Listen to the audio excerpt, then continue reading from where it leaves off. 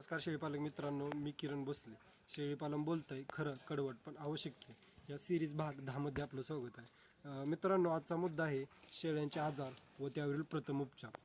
मित्रांनो, शेळीपालन व्यवसायात खरंच फायदा मिळवायचा असेल तर शेळ्यांच्या गोट्यावरती होणारी जी काय मरतूक आहे ती कमी प्रमाणात होणे गरजेचं आहे. मित्रांनो, शेळ्यांच्या गोट्यावरती विविध कारणांमुळे आजार उद्भवत असतात. त्यामध्ये स्वच्छता असेल, पाणी असेल, खाद्य असेल, जंत निर्मूलन असेल किंवा लसीकरण असेल.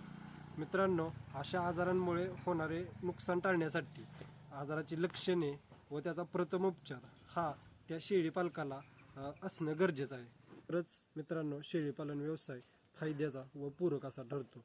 तर मित्रांनो, प्रामुख्याने शेळ्यांच्या गोट्यावरती कोणकोणते आजार पाहायला मिळतात त्यामध्ये सर्दी, ताप, खोकला, पोटफुगी व लहान पिल्लांच्यात होणारे जुलाब हे आजार मित्रांनो आपल्याला जास्त करून प्रत्येक गोट्यावरती पाहायला मिळतात.